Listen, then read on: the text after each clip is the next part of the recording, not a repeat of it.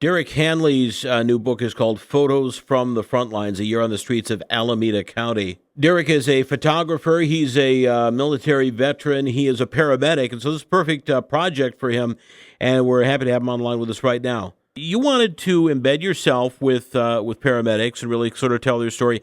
This was before COVID, though. You just wanted to sort of document what life is like for paramedics, right?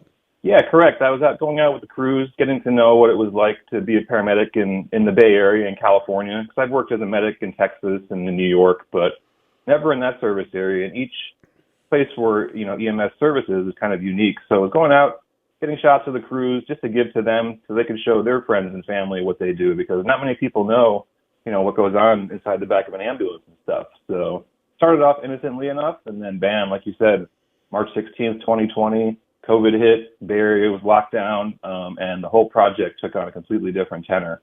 I bet it did. When you do something like this, when you embed yourself with a group like this, how do you stay out of the way? That would be my concern is, look, I don't want to get in your way. I don't want to, interrupt what you're doing, but I do want to document what you're doing. How do you go about doing that?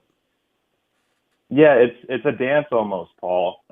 It's a choreography. And the fact that I'm a paramedic, I think, helped to drop their guard when I was around and allowed me to get some of the more intimate shots you see in photos from the front lines. But I also understand the steps that go into taking care of a critical patient. So I was able to be, close enough that I could document what was happening, but far enough out of the way that I wasn't interrupting patient care. It's a delicate balance, but since I have experience in the field, I think that helped me capture these moments so much better. How did things change, and when did you notice that things were starting to change when the pandemic started? Yeah, I think, the biggest shift that really struck me was, we were hearing stuff in the news. There's a lot of uncertainty going around, and people were kind of unsure whether to wear masks or not. But, once the pandemic really started to flare up, one of the things that struck me was the lack of personal protective equipment.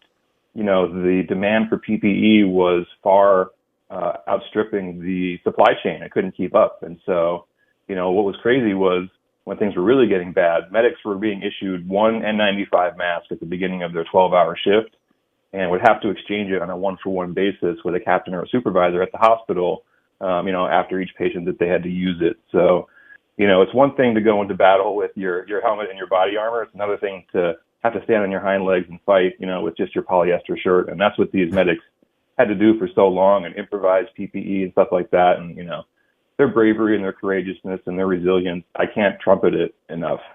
Were they going on a lot of COVID-related calls? Were they going into the homes of people who were in such dire condition that they needed EMS? Absolutely. And, Paul, this thing can be spread asymptomatically. So really any patient you show up or any home you walk into could potentially, be deadly for you and your family. And there's a striking instance in photos from the front lines where I'm sure you remember early in the pandemic, the virus was just burning through nursing homes. And that was one of the chief, sources of transmission.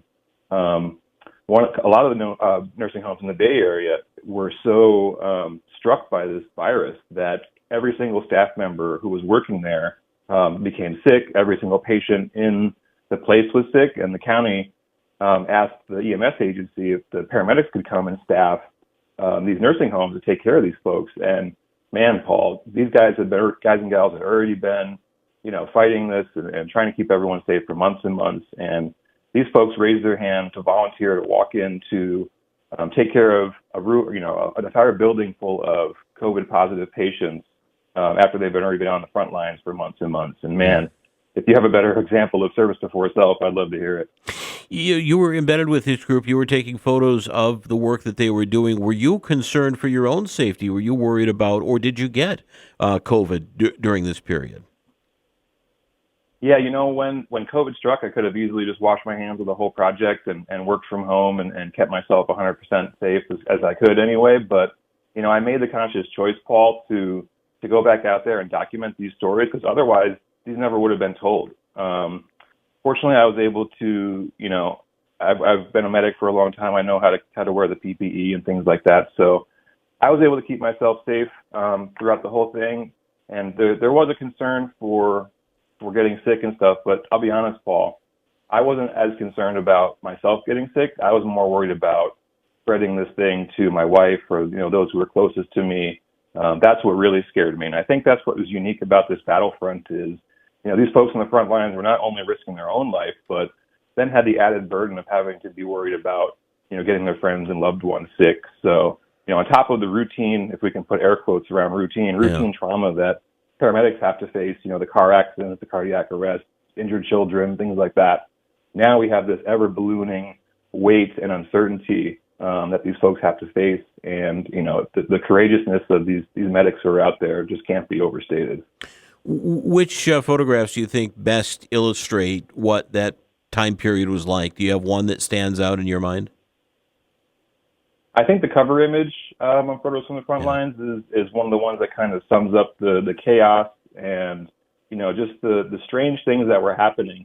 The photo is of, it's in the ambulance bay, which is usually open, but there's one side of the photo is dominated by these outbreak tents that hospitals were setting up because they were, expecting this big surge of patients to be coming in.